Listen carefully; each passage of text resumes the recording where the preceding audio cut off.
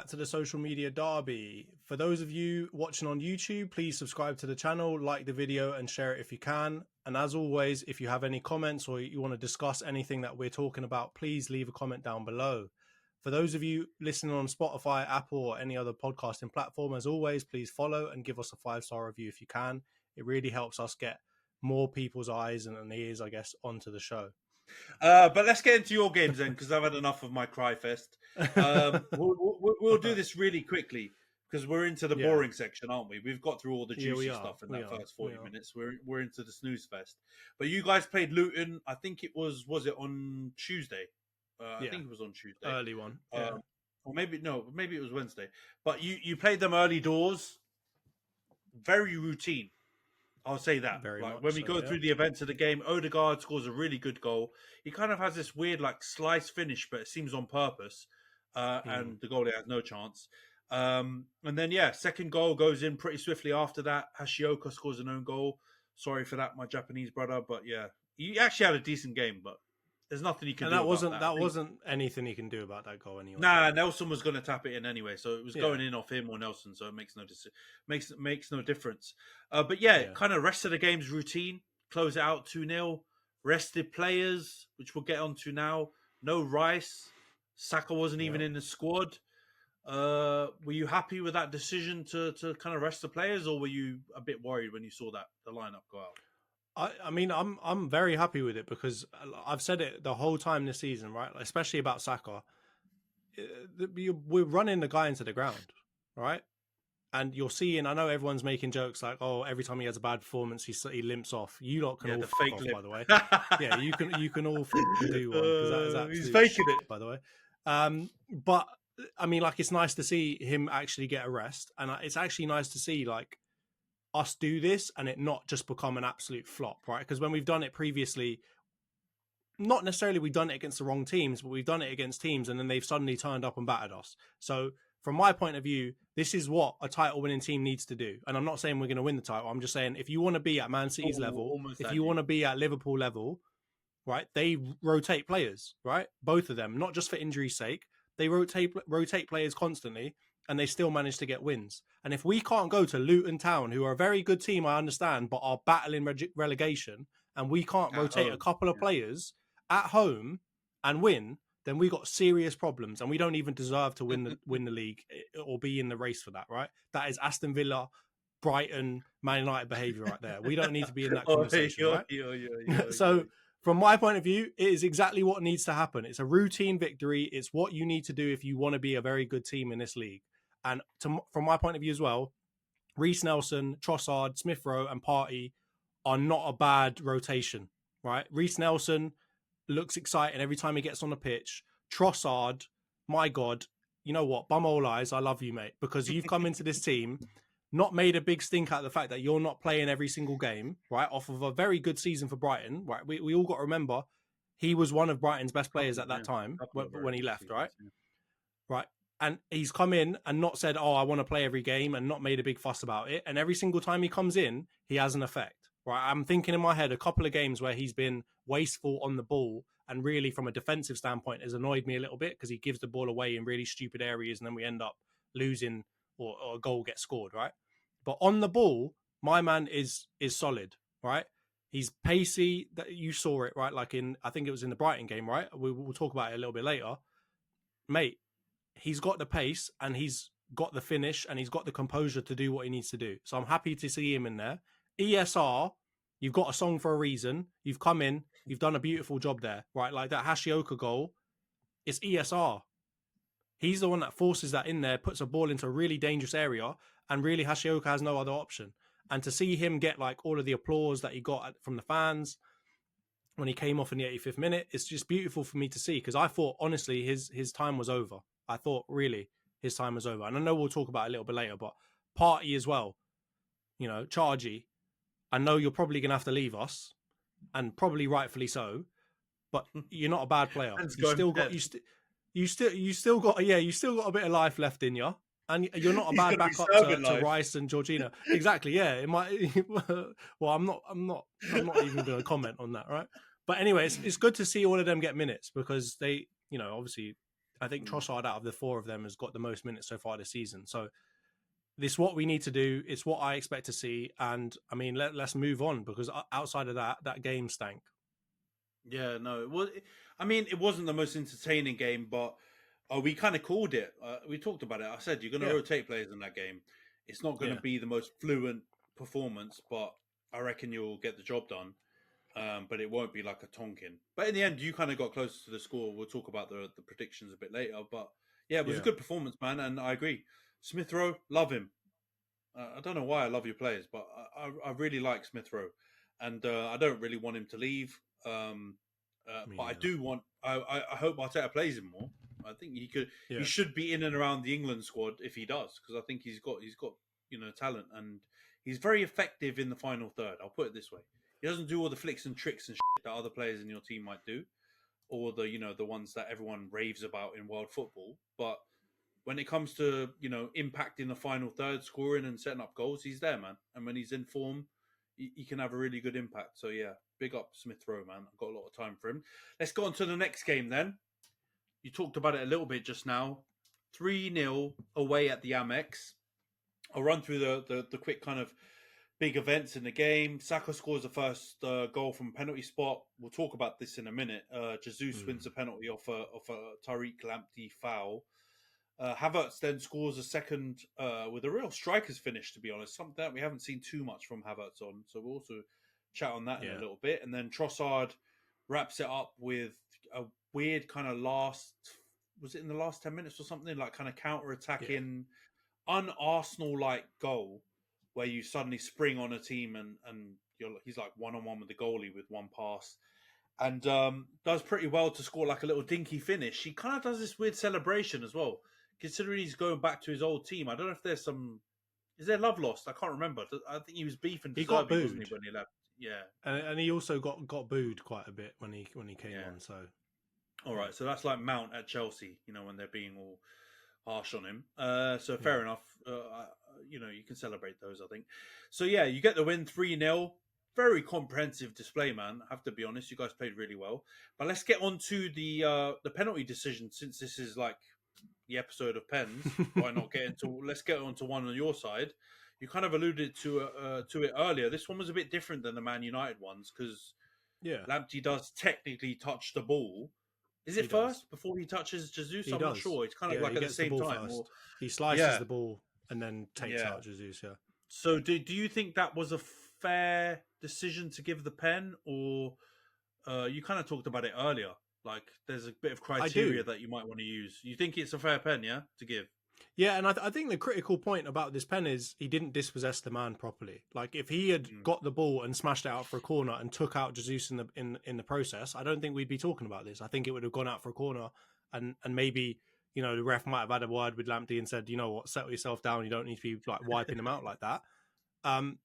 But the fact that he kind of sliced the ball and kept it in the same path, and Jesus clearly would have got onto it afterwards because there was maybe a defender 3 meters away. I think that plays into it, because at the end of the day, if he was still going to go and get the ball, and you've stopped him from doing that by absolutely like lamping him, excuse the pun, then it's got to be a penalty in my mind, right? And I think Jesus does an absolute like world-class job, and I don't know why Lamptey is so naive, because I mean Jesus has got somewhat of a left foot, but he's cutting in. He's cutting in to do something. He's going to do something. He doesn't typically just... he's not Martinelli. He's not just going to run and then cross. Right? He's going to run, stop, flap about a bit, run again, stop, and then do something at the end of it. So Lamptey's really naive for doing that. And he didn't really need to do it. It wasn't a super dangerous position. It's a lot like the Antony pen, right? Like, he was going nowhere, really, in my opinion, right? Even if he would have got the ball afterwards, it wasn't going to be a clear-cut chance. So from my point of view, I think Lamptey deserved a pen given against him in that point, because he did get the ball, yes, but this ain't 1995. That don't matter anymore. If you take out the man, it's a penalty. So I think, like, from what I heard in the commentary boxes and stuff like that, there wasn't really too much discussion around it being a pen or not, because of how much contact he made with Jesus. I think if he had brushed Jesus, I think again he would have got away with it. But he absolutely wiped him out. Like a lot of that Casemiro challenge earlier today on Luis Diaz. He just wiped him straight out. Like, it wasn't a red card. It wasn't anything like that. but he just took him straight out. It was like shin on shin, you're going down, mate. So I don't think Brighton can complain that much about it. And I think in De Zerbi's interview afterwards, he was just like, yeah, that's a penalty. Like, why are we talking about this? Let's move on. What did you think, mate? No, I thought it was a pen. When I saw it, I was actually just shocked that Lamptey was so stupid to make that decision. Like, it looked the way I felt the Wan-Bissaka one was on first glance. Because when I saw the Wan-Bissaka one, I thought, you're a fucking idiot. Why have you done that? You've just slid in, made a thumb decision, and wiped him. And yeah, then obviously you watch the replays, and I don't think it's the case. I think Harvey Elliott's completely bought that, which we didn't really talk about, by the way. Dirty, stinking scammer. He's done us. That's not a pen. But the Lamptey one, I think, was a pen. Because, like you said, he touches the ball, but it does nothing to where the ball's going to go. The trajectory stays the same. Jesus is still getting it. And then he completely takes his legs out from underneath him. Stupid as hell. So early in the game. What an idiot. And I really liked Tariq Lamptey. I thought he looked like such a promising player when he went there. But yeah, he's found it difficult, I think, under De Zerbi. I don't know if his... And also, him and Adingra were rinsing Zinchenko earlier in that game, by the way. Like that first 30 minutes. I know that, but I mean, like, Tariq Lamptey was having a good performance. Like, him and Adingra is a bit stinky, and he dives a lot. He really got on my nerves in that game. But the two of them were causing Zinchenko major problems. And I know the bar is really low to cause Zinchenko problems. But, like, from my point of view, like, Lamptey, mate, you were doing so well up until that point. You just, you lost your head when you saw Jesus doing all the flip-flappy bits. But Jesus is tricky, man. He's a tricky player. I get it. Like, people don't give him enough credit for, like, some of his, like, his ball control and his trickery. He's good with the ball, man. This is the reason why don't play him as striker. Play him anywhere else, because the worst attribute he has is finishing. Everything else he does is pretty good, if not very good. Yeah, let's not talk about Zinchenko. We don't want to waste our time on it. He stinks. Get him out of here. Let's talk about Havertz then. He scores again, like the stupid song that you sing. This time a really different finish, though. I don't think I can remember too many Havertz goals where he's kind of just instinctively in the right place, kind of just like nips in front of the defender and toe pokes it in. But yeah, he scores the goal, which basically wraps up the game, to be honest. 2-0. What did you make of his performance? I thought he was pretty good, man. And what do you think of the goal? I think it's his highest scoring season since he's come to England, more than any of his Chelsea seasons. So, are you going to run back some of your slander, or what's happening? Oh God! All right, I'm going to answer that in a couple of different ways. First of all, Havertz ain't the type of player that's just going to light it on fire, right? He's not Cole Palmer. You're not going to come out of the game at the end on the eye test and be like, oh my God, Havertz was the best player on the pitch by far, right? Unless everyone else stinks. With Havertz, he's just like doing his job, and he does it over and over again, and it breaks down the team. And it part of our style, like I said before, we finally managed to be able to show a different style. And I think he is so critical to that, right? I'm not going to be like one of the tacticos on Twitter and say, oh, he does all these things off the ball, even when he looks crap. He's doing all these things off the ball that make him such a great player. But in that game, he really caused problems, man. Like, again, he gets, you know what he's really good at that people don't talk about? He's a very good tactical fouler, right? Like, he manages to break down. He manages to break down like some somewhat promising attacks just by being a bit of a shithouse. And I think it's perfect because no one really notices it, and he mostly gets away with them, right? Unless it's Newcastle and he's pushing managers and doing whatever else, right? So I think that part of his game is also massively underrated. So overall, the performance, I think, was an 8 out of 10, but I don't think you're going to get a 10 out of 10 out of Havertz. I don't think you're going to see him score hat-tricks, light the world on fire, meg people, and all this other stuff. Now, on the second point of running my points back, like my, what did I call him? I think I said he's flop of the season, right? I changed it as well because I had somebody else. I think I had Richarlison or somebody else first, and I changed it to him when we kind of revisited at half season. I'm an man. I'm not gonna go and say that I'm 100% wrong and he's been like revolutionary, but he's definitely not flop of the season, right? I think he's above average in terms of a signing for a team this season. I think he's not the best signing I've seen this season. He's not the worst. I think he's just above average, right? He's contributing something to our team that we weren't able to do before. He's obviously, as you said, getting on a score sheet a lot more than he ever did at Chelsea. Have that, Chelsea fans. You're trying to say that, you screwed us and that you got the better end of the stick. You couldn't buy a goal to save your life from a striker these days. I think you'd want him back because Nico Jackson, the only thing he can do is, hit up Astrid Wett's number. He's not hitting targets. You know what I mean? He's hitting up influences. He's not hitting that target either. Exactly. He's missing everything. He's on and off the pitch. He's missing everything. So, I mean, I've got to run it back. Havertz, he's not the flop of the season.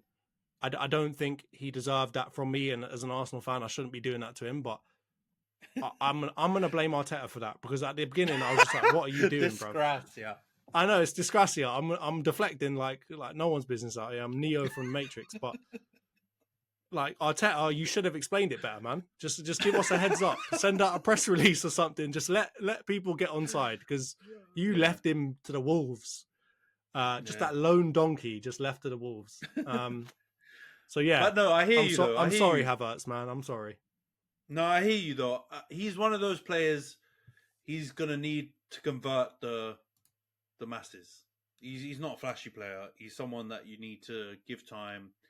And in modern football, we don't like giving time. So it was always going to happen with Havertz.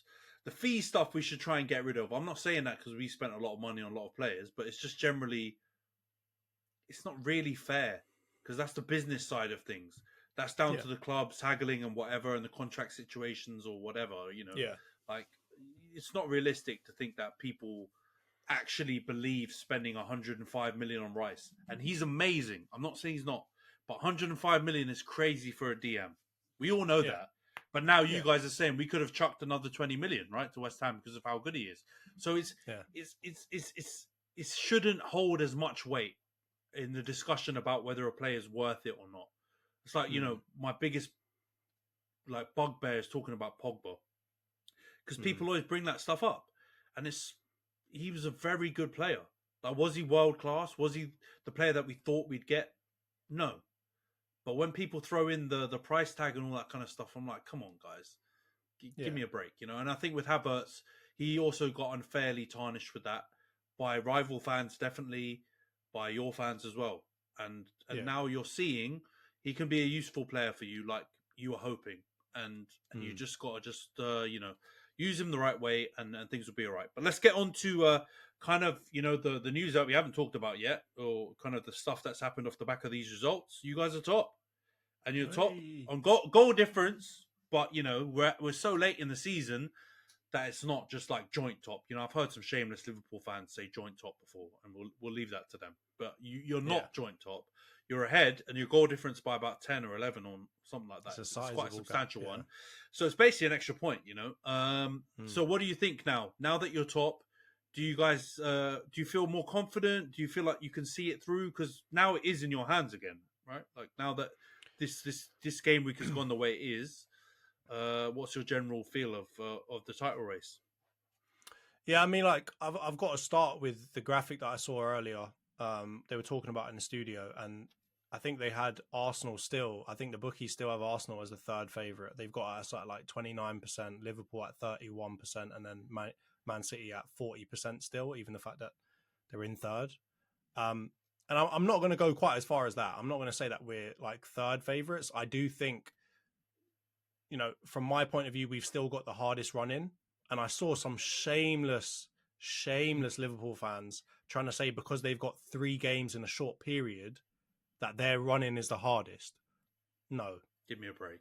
If you play Burnley, Sheffield United and Luton in 3 days, I still expect you to beat all 3 of them, right? So don't whinge about, having to play a lot of games in a certain amount of time. So, and not only that, you're playing at Atlanta as well. So like, don't try and add that into the mix, right? Because if it was Champions League, you would be talking about it in a different way, right? It's your fault for being so crap last season that you're having to play at Atlanta, right? So if you want to, sack it off like we've been doing for the last however many years, and then you won't have to play so many games, will you? But from my point of view, I think we're probably joint second favourites, and I would still say, I still think Liverpool are favourites, just.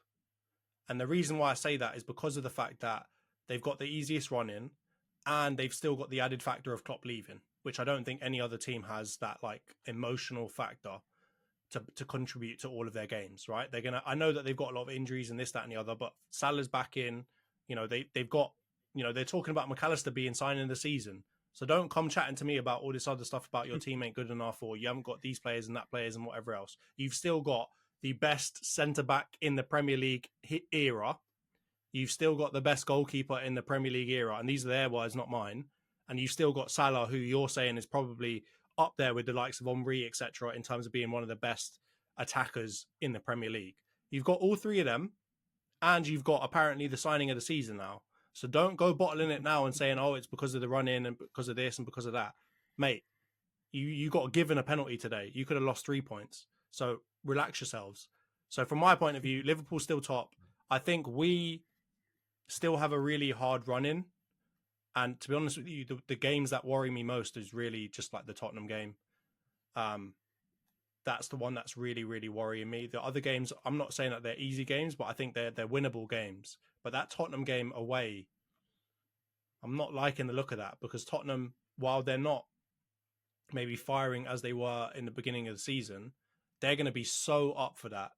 They're going to be so up for that. And you know what? I'm not going to go out there and say that, people are going to be giving games away or whatever. But if it comes down to the last game of the season and it's between Arsenal and City, for example, or, Arsenal and all three of us, and Tottenham have got to play Man City, they might do a cheeky little QPR, mate.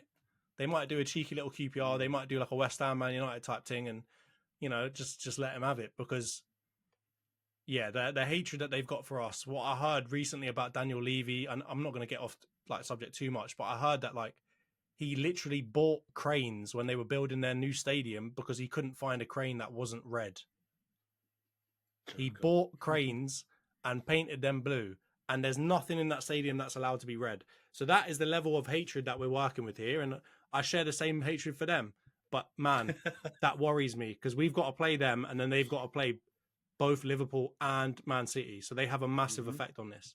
And yeah, they can't win a trophy, and they're not very important in the world stage, obviously. But this might be their time to shine for them, for their fans. This might be their own little trophy, just keeping the Premier League out of our trophy cabinet. So I'm still not having us as favourites, even though technically, we are top right now. And the goal difference is obviously like an extra point because we're so far ahead in terms of goal difference. But I've still got to look at the fixtures and just be like, those are hard games, man. Those are hard games to expect us to just go on like a 9 or 8 game running, like winning streak from here on, or 7, sorry. Yeah, I don't think you can really separate anyone, and I'll probably still put maybe City just about edging it if someone had to put a gun to my head, just because they've done it so many times, and they're only a point off. You say third, but they're a point off, so it's not really third. They're kind of like they're second, and you guys are for points purposes joint top, right? So I think I just about nudge it to them, but yeah, I think your fixture running is your obstacle. I think your performance has been equal, if not better, than City throughout the season. But you got to go to Spurs, and I see that as the big problem. And I will say, it will be interesting when you come to Old Trafford, because I think if you take away some of our I forgot about that game as well. No, but no, I was going to say, I actually think I don't want this to happen, but I can see Arsenal going and winning there, and I can see it going a similar way to City coming and winning at Old Trafford this season, because, you might think that you just had your Tottenham soliloquy. I'm not going to get deep into a Liverpool soliloquy, but you might think that this is my bias or hate to them. But genuinely, the two best teams I've seen this season on performance have been Arsenal and Man City. I know Liverpool up there, and what they've done is actually work wonders.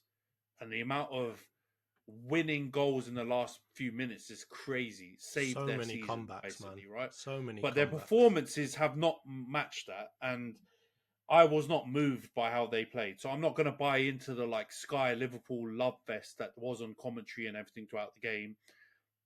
I thought the game wasn't a complete smashing like everyone else is saying, and I agree with you that it was a bit more even I think the first half the stats looked abysmal. We didn't have a shot, right? So it looks terrible. But in the second half, we more than made up for it. And the game is 90 minutes, not 45 minutes. So I'm not going to just, run with that rhetoric. And City gave us no chance, because when they got the opportunities, they took them and they killed the game before we had a chance to even, fight back. And you guys can do the same. So I think the Tottenham game will be your big thing. If you can come out of that game with a win, I might change my my predictions to you guys, because at the moment it's just heart saying Arsenal, because I want you guys to win it. I don't want those scummy clubs to win, but my head is saying City still, right? So let's see how it shakes up, man. It's going to be interesting. It's a great race. And I'm saying that through gritted teeth because I really hate all of your clubs. But, I thank God you're in there. Because if it was just those two again, honestly, I'll be looking for the closest bridge to jump off because I don't think I could handle it.